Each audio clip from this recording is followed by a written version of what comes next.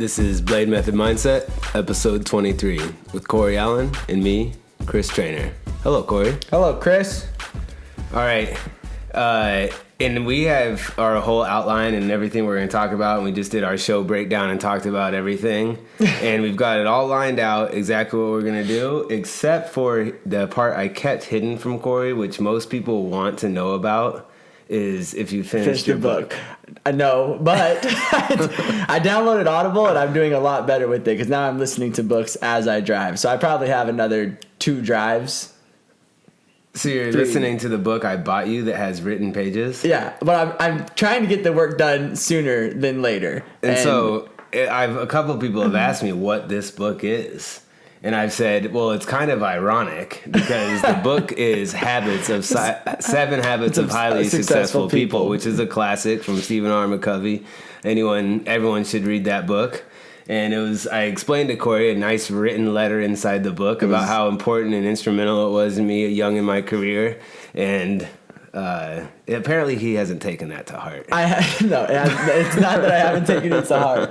I am trying and working better at getting a routine down of reading. I've never been a big reader, and I would like to be one. I'm trying to be one more, and it has definitely helped in trying to. I thought that maybe I would just get a book and then I would just read and do it it was just going to come natural. Mm-hmm. But you really do have to make a conscious decision of what time you're going to carve out to read when you don't. I just remember being in school reading, you just sat at your desk and you read because that's what they told you to do.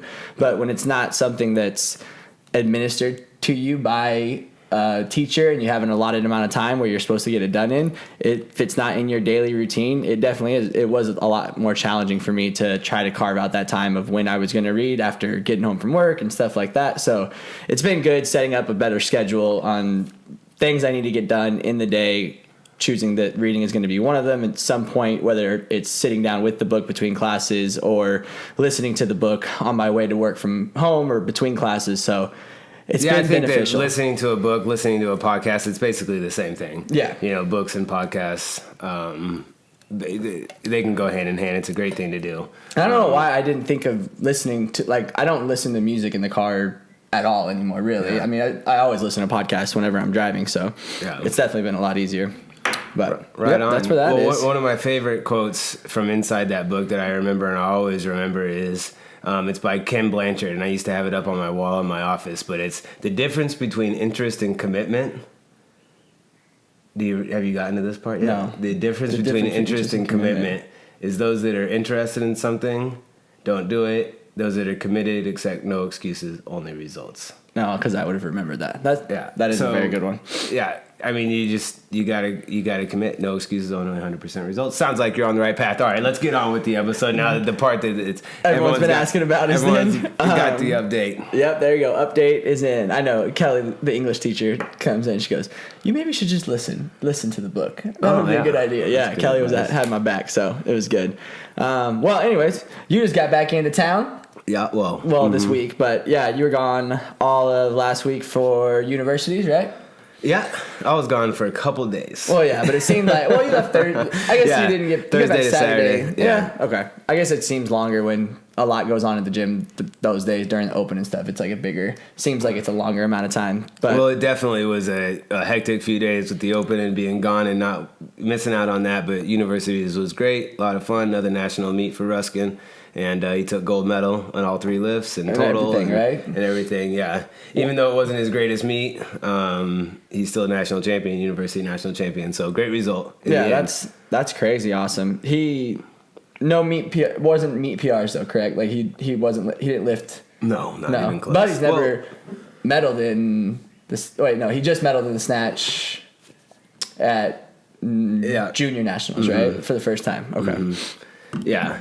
Never gold. Gold. So no meet PRs, and Ruskin's at a point right now where he really wants to do that, and he had to constantly remind him that he was in a neck brace for 6 months, and he's still on his comeback and doing that. So the biggest thing there was, and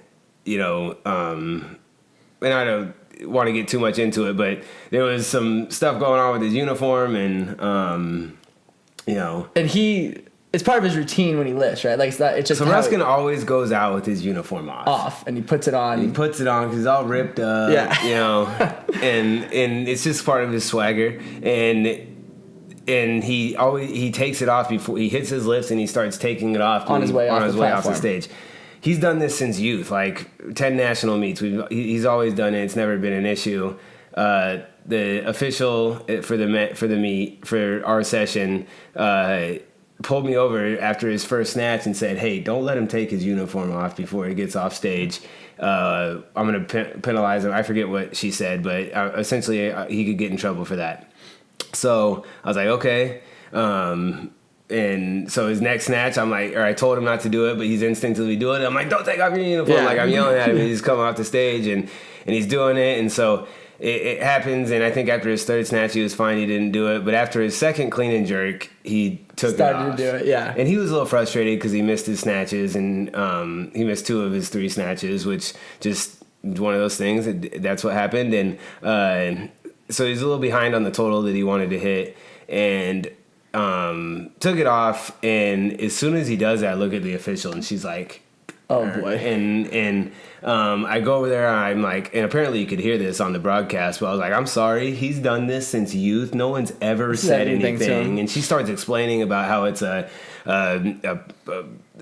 can't remember exactly what she said, but how essentially it's a code of conduct thing, and he'll get in trouble for it. And I'm like, okay, well, I'm sorry. And I'm like, oh crap. Like, I haven't gone and declared, so I run back there and I start writing his number, and it's like 2 seconds past 30 seconds. Oh. And she's like, "No, overtime." I'm like, "Are you kidding me?" I was like, "The official was just talking to me." She was like, "It's your responsibility to have your athlete's uniform," and blah, blah, blah. Yeah. Oh. And so I'm like, "Ruskin, let's go. We got to take this." I'm pissed. He's pissed.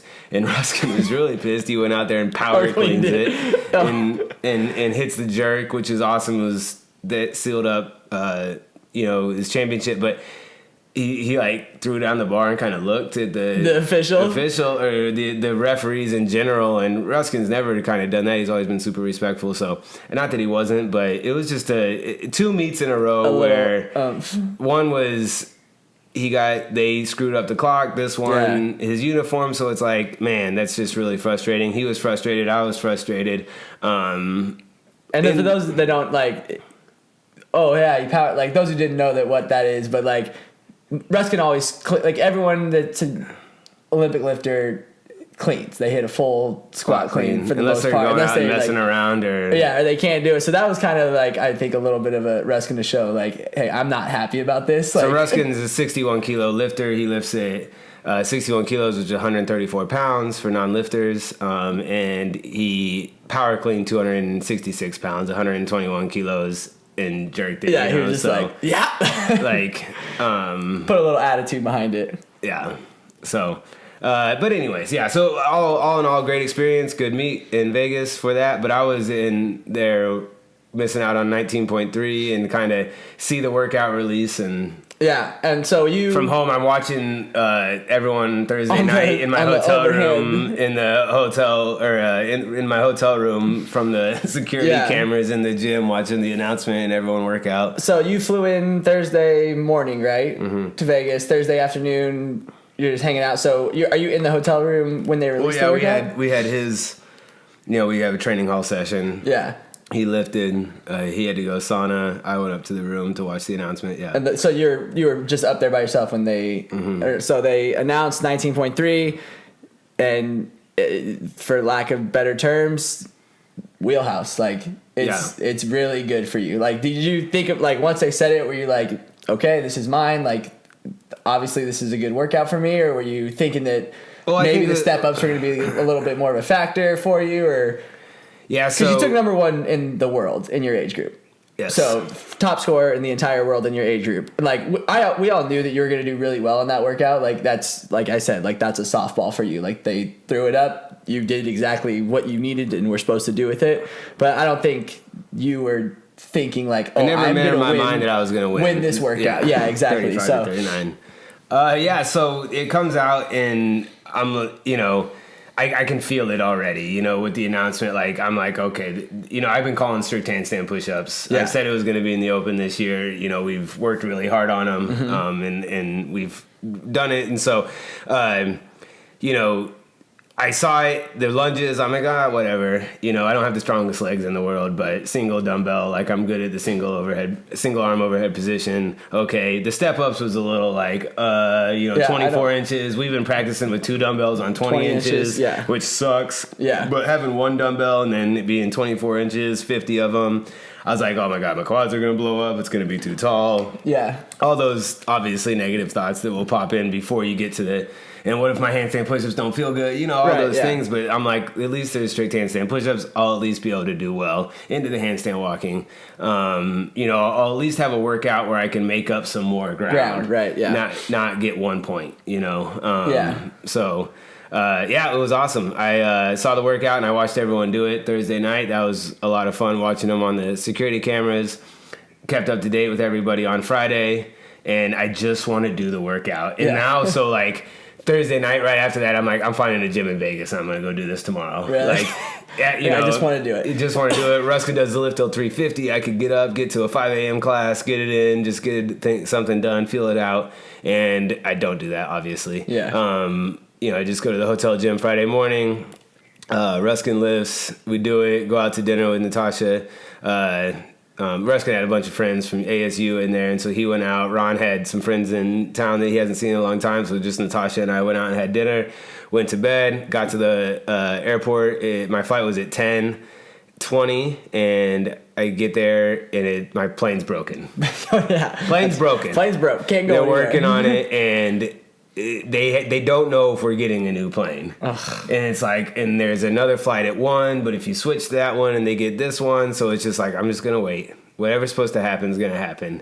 And luckily, KU basketball was playing, and so I got to watch the KU basketball game on my phone. So that was okay. To pass the time. You're about to map out 25 feet in the in the hotel. I was like, could I do this workout in the hotel? I was like, I wonder if there's any dumbbells in this airport. I can walk down and back right here. I could kick up onto that pillar. Yeah, and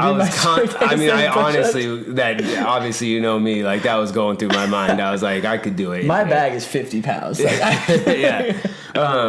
So anyways, it like won something, you know, it's been like a 2 or 3 hour delay. We get our planes ready. We get out, get to Phoenix, land at like 3:30. I call Claire. Hey babe, can you get to the gym and judge me? Firm no. Hard no on that one. Hard no. Can't do it. I'm painting. Nope, can't do it. I'm covered in paint. God bless Claire. Like I come home to the whole house painted. Our bedroom, bathroom, nursery. Like she's a maniac. Like there's no human way. If you gave me 2 days to do that, I could get it done. Like I just don't have the capacity. And she came out and hung out with us Saturday or Friday night too. Friday night, she had friend time. Paint all over. I was like, "What are you up to?" She goes, "Oh, it's painting." Yeah. Painting what? She goes, "The house." Okay. So obviously I didn't want to be like, you know, but thank, you know, Lon, your dad, just a man. He was at the gym all day. I'm like, I call him. I'm like, what are you doing? He's like, I just got home from the gym. Yeah. He'd been there for like 3 hours. I'm like, can you go back? Can you come back and walk? So I went straight to the gym. Well, I ran in. I drove home, ran inside, kissed Claire, got a pair of shorts. Then went to the gym. Because I took 2 pairs of workout shorts on the trip, and I'd worked out twice, so I didn't want to work out in nasty shorts. So I got shorts, went straight back to the gym, met Lon there, warmed up for, you know, just did a quick warm up, didn't do all the stuff. I'd eaten like a 1 Advil bar and a Cliff bar, something from the airport, underhydrated. Got the workout in, did pretty well. I had like 40 or 45 feet left to finish. And the handstand walks? 171 reps or whatever, which was pretty good. I knew that would be a good score, but I obviously knew I was going to get it again. That's why I was adamant about doing it on Saturday. I knew I wanted to do it at least one more time. Yeah. And did you know that you could finish it after when you saw the workout release, did you think you were going to finish it? The way I felt after the workout, the way my shoulders felt, I was like, man, I went fast on my lunges. I was like 2 a little over 2 minutes on my lunges the first time, but I was slow on my box step ups. They were horrible because I never wanted to push it because I didn't know how they were going to feel. I constantly thought they were going to blow up. So those took me over 3 minutes. I think I finished the box step ups at like 5:04. Did my handstand push ups in 2 minutes. Finished at 7:04. Fell on my face after 5 feet, and then it took me till 7:48 to finish my first 25 feet. And then did or whatever. Yeah, I was resting like 15 seconds trying to go unbroken on the handstands. On the handstand walks. So watching the video, after I watched my video, I knew I could finish. Yeah. Did you think you could finish it the first time though? Like when they released the workout, did you see it? You're like, oh yeah. I'll finish it. Mm-hmm. Yeah. Okay. Yeah, that was in my mind. Like that would be a big deal. But then I start seeing some people come in, that are in my age group, like badass dudes, like games competitors that aren't, So I'm like, oh, doubt starts creeping in. But that, because not a lot of people are finishing the workout, and then like Chris Spieler doesn't finish the workout, right. And I'm looking at other smaller guys. So, anyways, yeah. Did it again. Came back Monday. Fueled up, hydrated. I got my protein pancake in, which is a staple of mine when I do open workouts. Hydrated. Warmed up for 45 minutes, did a good aerobic warm up on the bike and rower, got hot and sweaty, did all my joint prep, got mental, I don't like to have a ton of people there when I'm doing these because I have a game plan and I can get distracted if people start cheering for me a lot. Yeah. Got Lon again. He knew exactly what I needed to do. He counts out every rep. I have to have every rep counted. Yeah, so exactly so I know where I'm at, and he knows exactly what to do, and he's just a good, calm presence. And I did my lunges in like a minute 39. The box was done at 4:26 or 4:34. Handstand push-ups done at 6:26. So like a minute 50 to do the handstand push-ups. Did fives the whole time. Yeah. That's a good strategy. And then did 5 feet. And then finished out, and then I just went 15-10, 15-10, 15-10, 15-10. There you go. Yeah, and without having that rest. No big rest, and finish, and was really happy. Yeah. I know that when I was like, just get me to my hands, and I'm going to and I can walk. When they released the workout, people were talking about the handstand walks and how they were so hard, and people were dying and they couldn't walk on their hands, they couldn't lock their elbows out. I was like, we walk on our hands a mile a week. I can walk upside down, and just get me there, and I'm gonna get somewhere. They never felt like that though for some reason. They definitely were. The thing that was the most annoying, not annoying, but we're spending a lot of time on this thing, more time than we allotted. But the dumbbell holding, you watch videos and people talking about the workout, they're like, hold the dumbbell here, hold it on the shoulder. I forgot I had a dumbbell. On those box step ups, all I wanted to think about was which foot to step with. I honestly didn't know I had a dumbbell. I held it on my back with two hands the whole time and never thought about on the second time. Yeah. It was I'm focused on not slowing down, doing this as fast as I can. And making sure I step right to left. Because that was hard. Getting your feet right, getting the cadence down. Hard. I was a couple times I looked at T and I was I don't know. Which foot am I supposed to step on? I have no clue at this point. You're just walking back and forth. The reason I knew how to drop, because your dad was okay, dump the dumbbell behind you and I'll move it or whatever. Yeah, it's the only reason I knew I had a dumbbell, you know, so. Anyways. Flick it over. All right, so that was, and then, to finish that way is really fun, really cool. Hopefully this week is more gymnastics. And we can keep moving on up that leaderboard. Yeah, but our masters are still kicking butt in great shape, so we're looking good. And then the community, for people, the strict handstand push-up isn't one of those movements you just get. Yeah. It's not like a muscle up where you can use enough hip leverage, and just enough power, and get up on top of the bar or the rings. You either have a strict or you don't. So that. But some people did get their first ones, which was awesome. It just wasn't that many people. So and again, I wasn't there on Friday, so I didn't get to experience all of it. But if you didn't have it, you weren't getting through 50 and then getting your first handstand walk. So and it's definitely. It's super anticlimactic. It's either you kick upside down and you bounce in and out, or you come on your head and we all know that you're not going to get out. It's just not going to happen, unfortunately, for not most people, but some people. But that's what, I think it was great. A lot of people were complaining about the scale. I think the scale was awesome. Great. I'm so happy that they did that instead of a push-up or something like that. Because then what? You're going to just, do a bunch of bear crawls after? And I think that was super doable for, some people that have 12-foot arms, like, yeah, that's even getting onto that 5 foot or 5 inch. Yeah, still was tough. hard, but still, I think it was I think that was a good scale. It held the integrity of the movement. Yeah, I think that was the way that it was supposed to be. I'm glad that they didn't change it for the scaling option being like a regular push-up or a hand release push-up or something like that. I think that's the way the workout was supposed to be done. So I thought they did a good job with that. Well, and then kind of like what the meat of that is what that starts to do, and what we've kind of seen in response from the community and comments and people on social media, is that the RXing is getting too hard. Yeah. And CrossFit did a great job of putting out a post. RX is RX, and you earn it, and that's it. Yeah. You know, like, it's not meant to be easy. And that's kind of what we're going to get into here. Is there's a reason for RX, and then there's a reason that we modify and scale workouts to meet the stimulus of a workout. And in 2005, when you were doing Fran, you wished like crazy you could do it in the time domain. Right. And once you get there and can do a sub 3 minute Fran, if that's what you've been going on your whole life, that's awesome. Yeah, exactly. That's a huge lifelong achievement. Yeah, exactly. I remember my first sub 3 minute Fran, and it didn't happen. It didn't happen for a couple years of CrossFit. I had to work my tail off. It took me like 9 minutes. I did it in my level 1, and I thought I was gonna die. Yeah, it was awful. I did it in, I think, 6:57 or something. Jason Kalipa was yelling in my face, and I thought I was gonna die. Yeah. I was a fitness professional. I've been a professional trainer for my entire adult life, and I was gonna die after the workout. You know, and like, that's what it should be. And then I remember vividly in the small blade, 1,200 square feet, hitting the ground, looking at the clock, and being, I think it was 2:53, and being so and I remember the first time I thought I was going to do it, and it was 3:07, and I didn't do it, and I was going to die. Yeah, same feeling. Exactly, you get that same exact feeling every single time. But I remember when I finally did the sub 3, and that was the achievement, and that was the goal. But if someone would have been like, "Oh no, now the standard for Fran is 5 minutes," we've moved the standard up. Yeah, no, that's not what it's supposed to be. Exactly. You're not getting, like, when I think that when they wrote that workout and they had the desired stimulus of the workout, that's what it was. It was supposed to be, can you get all these rep dones in less than 3 minutes?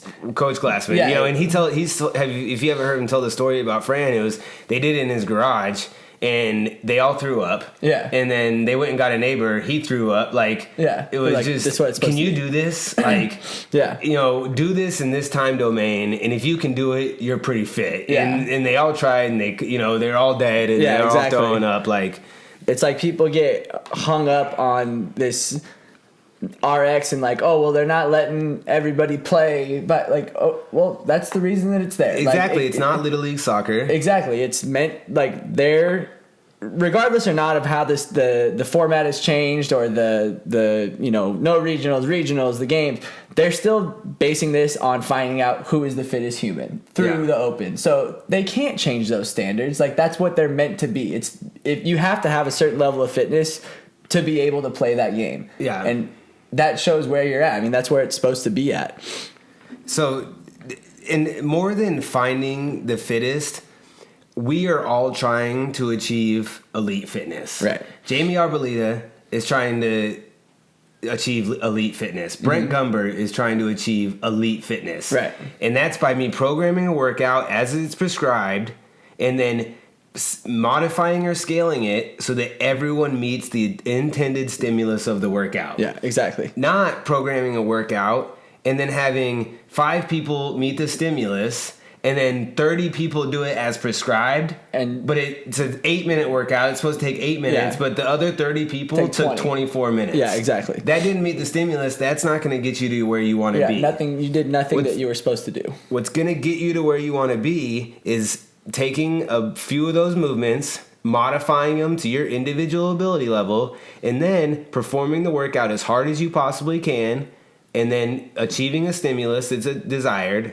coming back the next day, figuring out what that's going to be again and again and again, and over time, you will get fitter, you will get stronger, and one day you'll be doing workouts as prescribed. The way they're meant to be done. Yeah, exactly. The way but not meant to be done, but the way it's just written for that person. So you can't scale down. Meaning, you can't take a workout and say the workout is 50 double unders and 10 dumbbell thrusters. If I prescribe 50-pound dumbbell thrusters and double unders, that's the prescription. Right. It's 3 rounds for time. Okay, it's supposed to take 2.5 minutes. I can't say it's 50 single unders and air squats. How do we make it harder? Yeah. You can't say, okay, we can make it harder by adding a dumbbell or making it jump rope so that, so let's see who can do it harder and faster. Does that make sense? Yeah, exactly. Yeah. Like, you can't program a super easy workout and then scale it to be harder. Right. You can program a super hard workout and then scale it to be easier. Just like scaling in business. You want to take one, thing that a business is doing and be able to do it across multiple locations or multiple departments, and everyone's doing the same thing.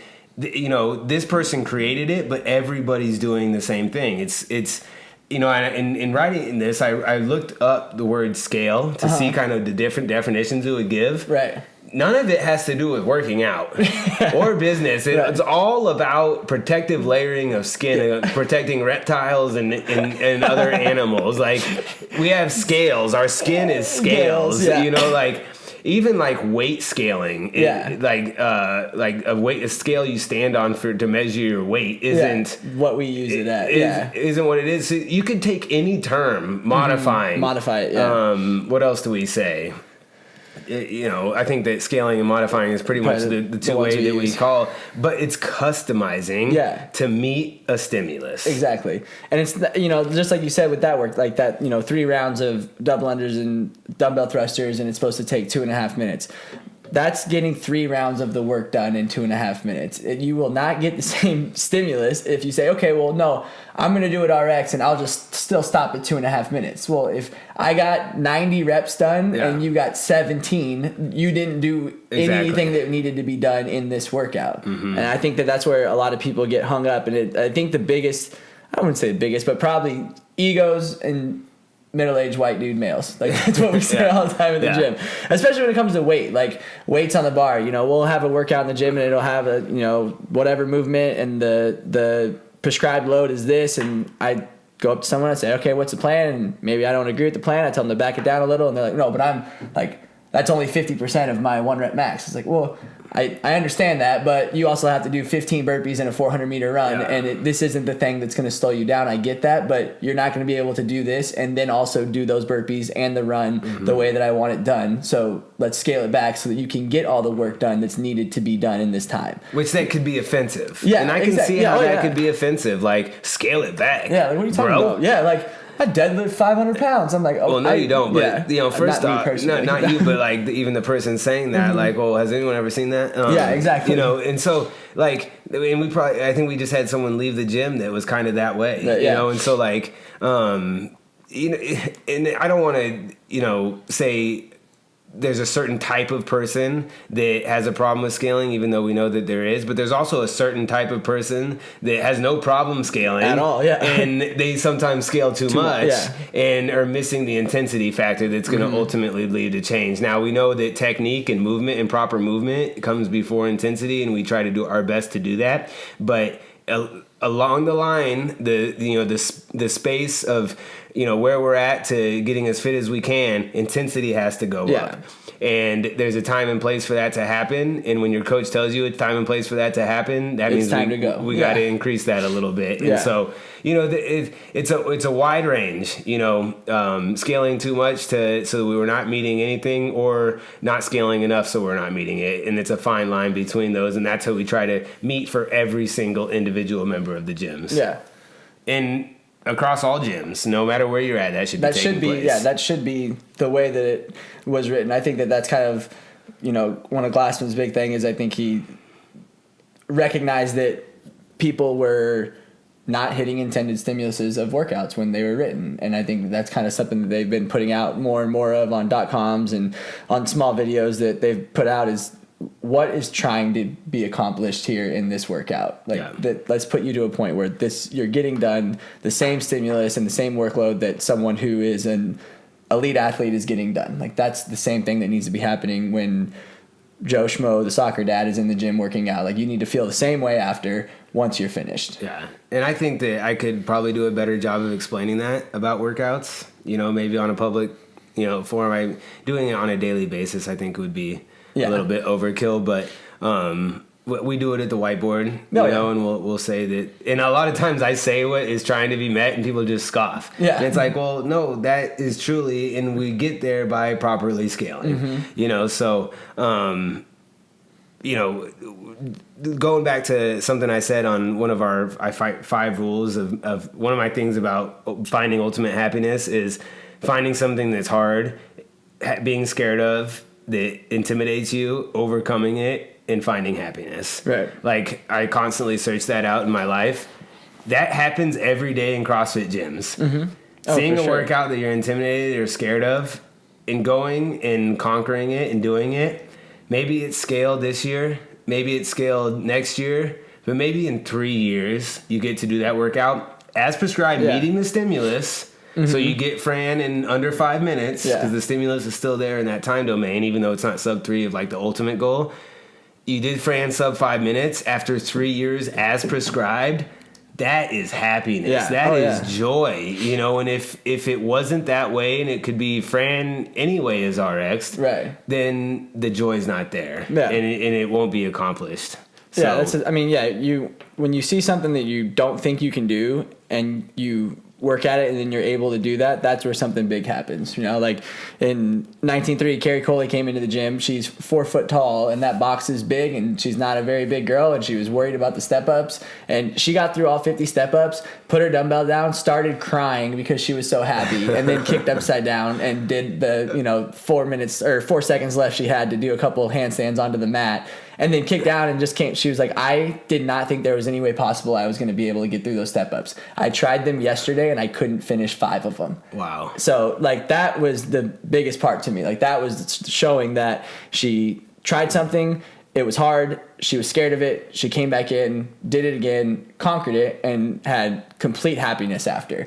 Didn't win the workout, didn't have the top score in the world, didn't finish the handstand push-ups, but she was terrified of not being able to stand up on that box 50 times with that heavy dumbbell on her shoulder, and she got it done and completed it. That's awesome. It was great. It was so cool. I feel you, Carrie. I was thinking those same things. She was like, the box is so big and this dumbbell's heavy and I couldn't do them yesterday. But she got in there, got after them, tears rolling, kicked upside down, and luckily she's got about 2 foot wingspan in her arm. So those strict handstand push-ups, she was like 1, 2, 3, 4. But that's awesome. Yeah, it was nice work, Carrie.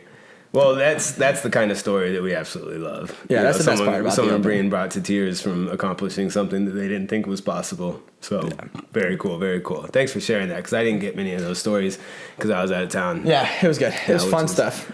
Fun stuff that the Open brings, for sure. That's always the best part of the Open, is that cool stuff that gets to happen. But that kind of transitions into the next point of, like, the grumblings and the like Rich Froning releases 19.2 and he missed 3 total double unders, and people are ready to call the president and get him sent to Guantanamo Bay. Disqualified. I read that comment. We were talking about that yesterday. His affiliate shut down. His affiliate should be a comment. Literally, it's like CrossFit posted, Rich Froning still wins the workout. He had a 3-second penalty because he did 47 double unders 1 round. They docked some points. He still had the fastest time. Yada yada. Rich Froning is the first in the world in 19.2. And I just happily just looked through the comments to see some of the replies, and some dude replied that the affiliate, the judge, and the athlete need to be held accountable for cheating and should be disqualified. I said, for 3 double unders, are you out of your mind? But that's the thing, is he's interacting with the computer, angry at something in life, and feels the need to comment. Exactly. And that's the problem, is all these people, like, I'm scared to post, even though my open workout looks great, I'm scared to post it on our YouTube channel because I don't want all these people to say all these negative things that I know would happen, because it would be the number 1 score in my division, and people would just come at it with thing, even though I did all the reps, hit all the ranges of motion, did everything correctly, show the tape line, and I'm like, I'm not Rich Froning that could probably just shrug that off, because he's dealt years and years with people putting him down. Like, if someone came at me like that on my YouTube channel, I'd be like, all right, bro, 1926 West Mine Trail, come at me. You know, like, yeah, that's how I feel about it. Like, I probably wouldn't, I'm so sensitive, I probably wouldn't be able to take all that, keyboard criticism. So, and it's everywhere. It's like non-stop. Yeah. It's every time someone posts something, like if you just want to see negative people, look in comments of stuff and just see how many people. When the workout's being broadcast on CrossFit.com, it's like these are or on the game site. Yeah. Like these are CrossFitters that love the sport, but are talking to a computer in their solitude of their own home, just freelance, allowed to say whatever they want. Without CrossFit Games, as soon as it's something negative, they should just be blocked from watching it. Yeah, exactly. They should just be banned from the situation if you don't have anything positive to contribute. Yeah, no one cares about that negative.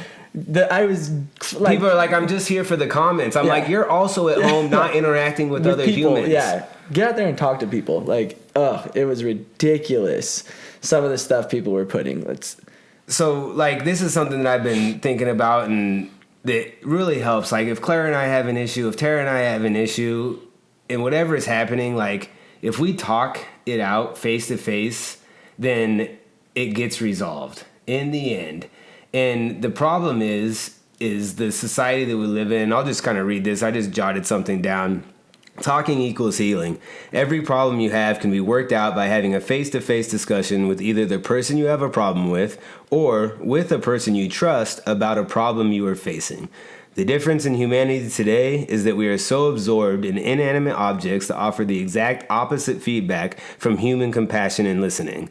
So many times people have problems and they end up tuning or turning to their phones or computers and they end up getting feedback from the wrong source and it feeds the fire, the negative fire.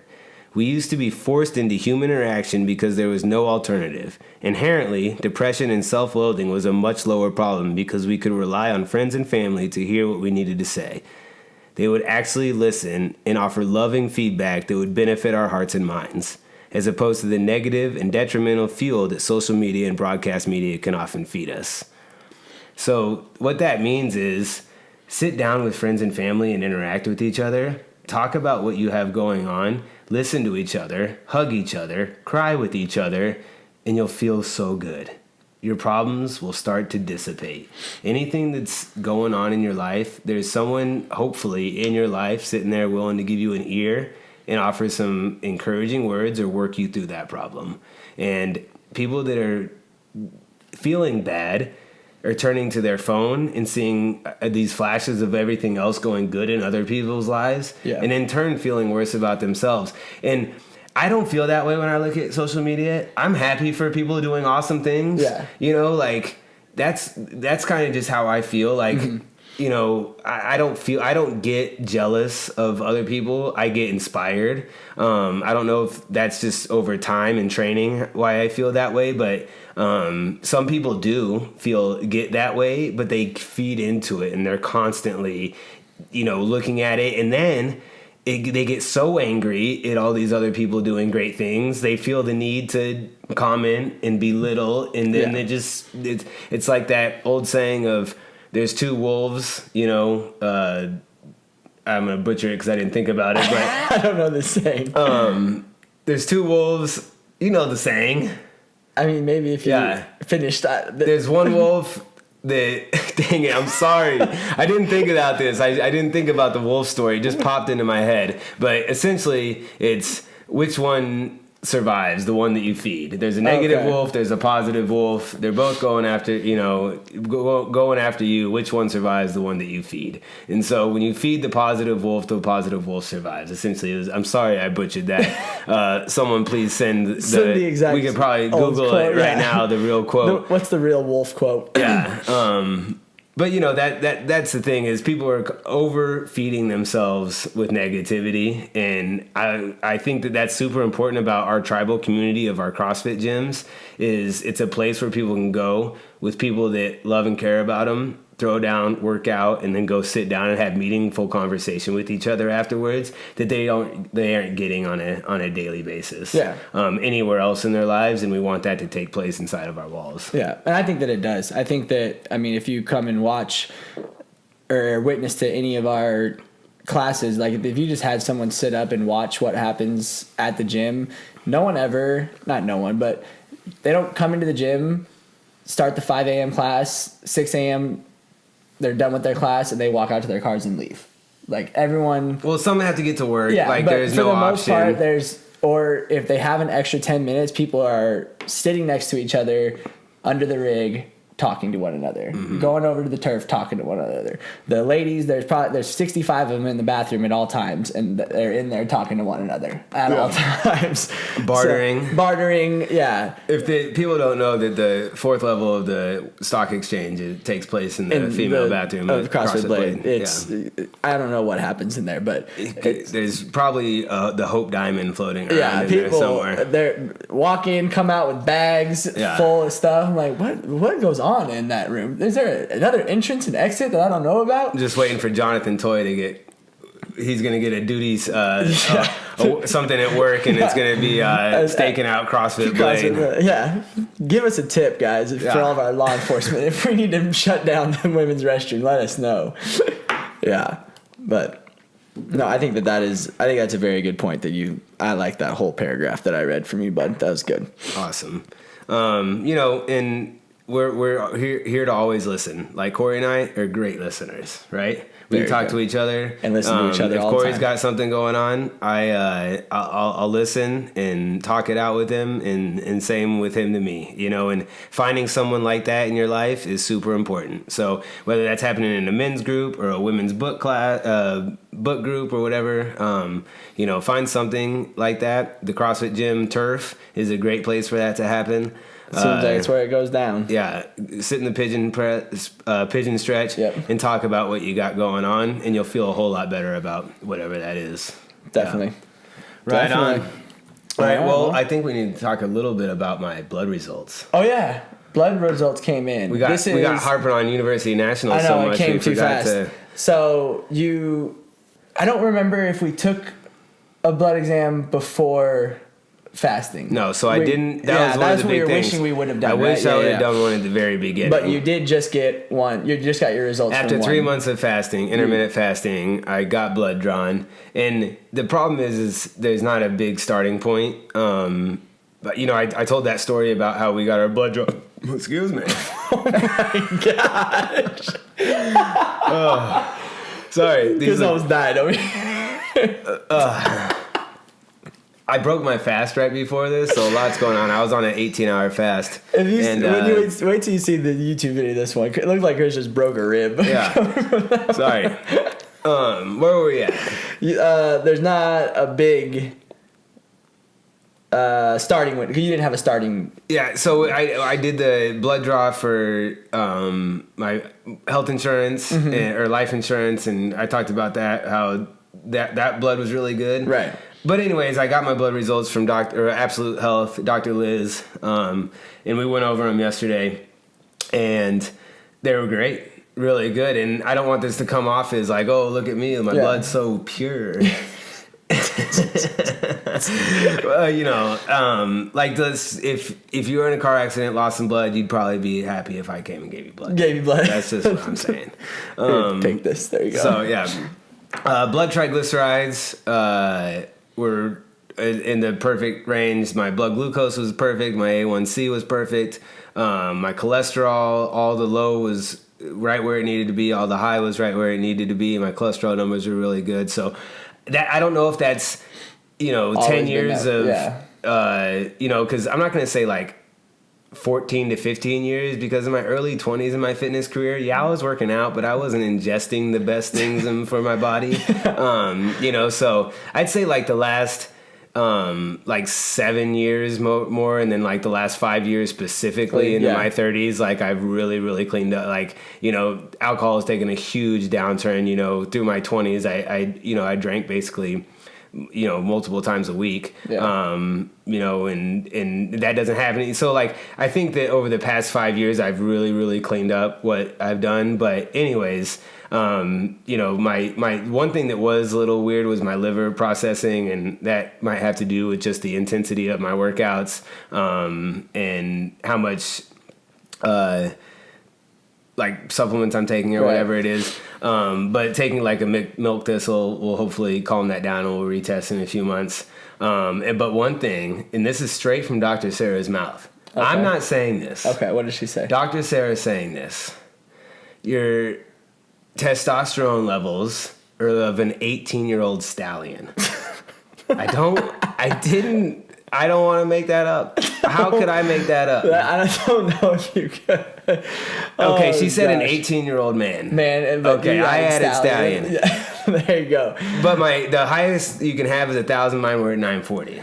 Yeah, it would be interesting. That would have been interesting to see, because I think like if you did the blood work before, because I think that was one thing I listened to with Rich Froning, because he does intermittent fasting. That's something that definitely went up for him, was his testosterone. Is there good and bad testosterone? Insulin growth factor 1. Yeah. One of them. That's one of the things is, if you do it correctly, and if you break your fast correctly, and it's not just not eating. Yeah. There's a lot of other things that get breaking down scientifically. Like I've changed the way I break my fast, my post-workout shake, and adding salt and different fish oils at different times. And there's a lot. The more research I do, the more. That's why it's so much fun. There's so many ways to play with it. Yeah. But that's one of the big things is human growth hormone testosterone increased, and obviously finished number 1 in the world in workouts. So. There you go. Yeah. Can she tell? I've always wanted to do. We should just, if she can't do it, we should try to get one of those things done to find out your muscle fibers, your types. Fast, that's not slow. Yeah, that's. Is that getting something pulled out? They probably have to take a sample. Yeah. I would love to see what ours are. Well, I know what I am. I think you're I'm good in between. Yeah. I don't think that I have a slow twitch muscle fiber in my entire body. Probably not. You're definitely more fast twitch. But you don't jump that high, so there's, and people that what he's talking about is there's type 1 muscle fibers, type 2 muscle fibers, there's fast twitch, there's slow twitch, there's type 1A, type 1B, type 2A, type 2B, and you can't change the muscle fibers in your body, and I don't want to get off on this tangent. It was just the only thing you can do is increase the size. Yeah. So you can break down muscle tissue, and through proper nutrition and protein synthesis, you can increase the size of a muscle fiber, but not what it's made up of. Yeah. The type of fiber that it actually is. So Chris Hinshaw's whatever his thing, he's 99.6% slow, crazy number of slow twitch fibers. I was I'm the opposite. Yeah, so slow twitch is a marathon runner. Fast twitch is who you want on your softball team that's going to hit a home run every time. Yeah. Explosive, LeBron James type. Right. Yeah. So, anyways, cool. We'll have to figure it out. So intermittent fasting's going good. Blood works good. Blood works good. Did still fasting during workouts and whatnot, except for open workouts. I did one open workout fasted, but you did the first workout, the first time fasted, right? And you repeated it when you weren't fasted. I did 2 reps. 2 reps better. But felt great, you know. So yeah. Well, 19.4 tonight. Probably gonna see what you guess. Some muscle ups, kettlebell deadlifts, strict pull-ups, chest to bars, muscle ups, ladder going up. Yep. Deadlift getting heavier, or just staying the same in reps going up. I wouldn't be mad at that. Reps going up. If the strict were at a very low number. And then I'm hoping for heavy Fran in week 5, so we'll see. Well, after there's pull-ups this week. I know. So, yeah, I don't know if there's pull-ups this week, then it means it's going to be burpees and thrusters, which is not really my favorite combination in the world. Yeah. Ugh, don't ruin a burpee with a thruster, right? Exactly. Don't ruin a thruster with a burpee. Don't give me something I get to stay upright the entire workout. Just thrusters and that's it. That would be just fine. If we could do 7 minutes of thrusters. Thruster ladder could definitely take place. Probably with burpees in between though. All right, guys, you can find us on SoundCloud, CrossFit Blade YouTube channel, which may or may not be changing names pretty soon. Oh boy. And on iTunes, of course. Subscribe to everything. We really appreciate you listening. And you can offer us feedback, Corey at CrossFitBlade.com. Thanks for listening. See you guys later.